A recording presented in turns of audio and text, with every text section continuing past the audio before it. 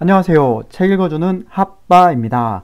지난 시간 4대 문명이 모두 큰 강을 끼고 발달했다는 공통점과 기원전 8천년쯤을 기준으로 농사의 시작을 통하여 촌락이 형성되었고 고대 국가로 발전하였음을 공부하였습니다.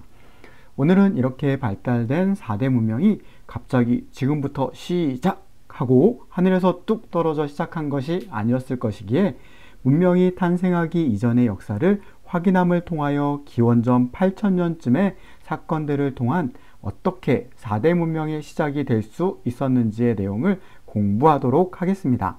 그럼 바로 시작하겠습니다. 인류의 탄생. 오스트랄로피테쿠스 출현 약 300만 년 전. 인류의 탄생은 여러 연구와 추정과 가설로 정확히 말할 수 없겠지만 약 300만 년 전 아프리카에서 오스트랄로피테쿠스라고 불리우는 화석 인류로 추정하는 것 같습니다.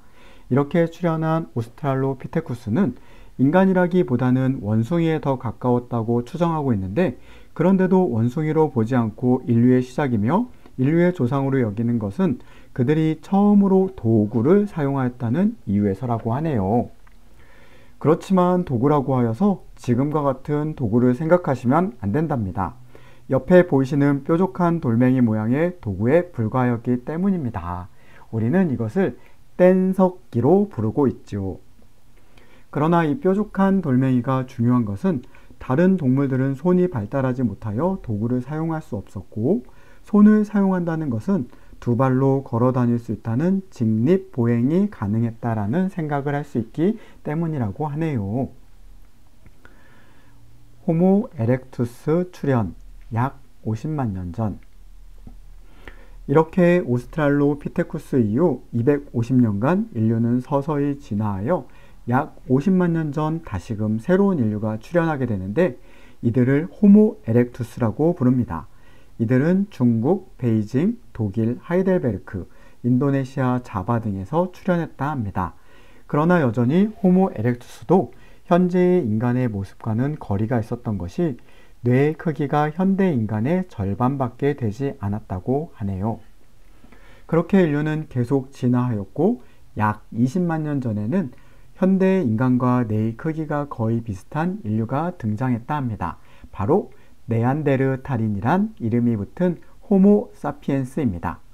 그 후 마침내 4만 년 전 현대 인류의 진짜 조상이 등장했다고 하는데, 현대인과 뇌의 크기가 거의 비슷한 이들로서 호모 사피엔스 사피엔스라고 불리우는 인류라고 합니다. 여기서 잠깐 제 얘기를 드리면, 제가 학교 다닐 때 호모 어쩌고 저쩌고 하며 그게 그거 같고 해서 참 많이 헷갈려 했던 것이 기억이 나네요. 그럼 다시 돌아와서 지금까지의 내용을 다음과 같이 정리하여 보겠습니다. 기원전 약 300만 년 전 오스트랄로피테쿠스 출현, 기원전 50만 년 전 호모 에렉투스 출현, 기원전 20만 년 전 호모 사피엔스 출현, 기원전 4만 년 전 호모 사피엔스 사피엔스 출현. 자, 여기까지 정리되셨죠? 이렇게 인류가 진화를 거듭하던 시기와 신석기 혁명이 일어나기 직전인 기원전 1만 년에서 8천년까지를 구석기 시대로 보는 것 같습니다.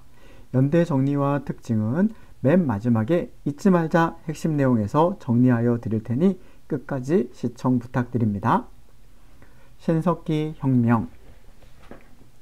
이제는 신석기 혁명을 통하여 인류의 삶이 바뀐 내용을 전해드리려고 하는데, 인류 기원에 있어서 기원전 8천년쯤은 정말 아주 중요한 연대인 것 같음을 다시 한번 짚어드리게 되는데, 4대 문명의 발달, 신석기 혁명이 모두 기원전 8천년쯤의 연대에 걸려있기 때문입니다. 자, 본론으로 이렇게 중요한 기원전 8천년쯤 인류는 농사를 시작하게 되고, 그로 인하여 예전에는 약한 동물을 잡아먹고 열매를 찾아다닐 수밖에 없는 생활에서 농사를 통하여 풍족한 식량을 얻을 수 있게 되었고, 겨울철 식량을 저장할 수 있는 방법과 짐승을 바로 잡아먹는 것이 아닌 가축을 기르는 방법을 익히며 드디어 떠돌아다니는 유목 생활을 마치고 정착 생활이 가능해지는 삶의 모습으로 변화되는 이전과는 비교할 수 없을 정도로 확연히 달라진 삶의 형태로 변화됨에 따라 이를 신석기 혁명이라고 부르게 되었답니다. 더불어 도구도 단순 뾰족한 돌을 사용하던 뗀석기에서 돌을 갈아 만든 간석기로 도구도 진화하게 되었답니다. 이렇게 삶의 모습이 바뀌게 되어 식량이 풍족하여지니 예전에는 모든 사람이 흩어져 알아서 살아가야 했는데 이제는 아빠, 엄마의 품을 떠나지 않고 모여 살아도 됨에 따라 자연스럽게 시족 사회를 구성하게 되고 농사가 잘 되는 곳으로 사람들이 모이게 되니 시족 사회에서 마을을 이루는 부족 사회로 부족 사회에서 민족을 이루게 되는 고대 국가의 형태가 이루어지게 되는 변화도 함께 일어났고 이는 첫 번째 시간에 공부한 4대 문명 싹틔우다와 연결이 되네요. 댓글에 링크를 걸어 놓겠습니다. 혹시 안 보셨다면 함께 보신다면 도움이 되실 것입니다. 자, 그럼 숨가쁘게 달려왔는데 이제 한 가지만 더 살펴보고 오늘의 공부는 마무리하도록 해보겠습니다. 계속해서 4대 문명에 국한하여 설명을 드렸기에 혹시라도 오해가 생길 수 있는 점을 해결해야 하거든요. 바로 4대 문명 외의 지역에서는 어떠한 일이 있었는지에 대한 부분입니다. 인류의 이동은 위의 사진을 참조하며 들어주세요. 먼저 최초 인류가 탄생한 대륙으로 추정되는 아프리카에서도 1만 4천년 전에 호모사피엔스가 나타났다함을 통하여 이동과 정착이 동시에 이루어졌고 매우 활발하게 이루어져 학자들은 아프리카에서 시작된 인류가 유럽 전역과 아시아로 흩어졌고 그들이 다시 2만 년 전쯤 베링 해협을 지나 북아메리카로 들어가고 아메리카로 들어간 후에 다시 남쪽으로 내려간 것으로 추정하고 있는데 대륙별로 시간차가 조금씩 있겠지만 세계가 문명을 향해 일제히 발전하고 있었다는 것을 알 수 있습니다. 마지막으로 우리나라 한반도를 살펴보면 약 50만 년 전부터 시베리아에서부터 내려온 구석기인들이 살기 시작하고 빙하기 이후 한반도에서도 신석기 시대가 시작하였다고 하니 한반도 역시 앞에서 공부한 대로 시간차가 조금 있을 뿐 함께 발전하고 있었던 거였겠죠? 이렇게 오늘도 여러분과 함께 공부하니 너무 즐거웠던 것 같습니다. 드렸던 많은 이야기 중 가장 중요한 것은 잊지 말자 핵심 내용을 통하여 정리하여 드리오니 이 부분만은 꼭 숙지하고 넘어가시면 좋을 것 같습니다. 그럼 곧 다음 시간에 다시 찾아오겠습니다.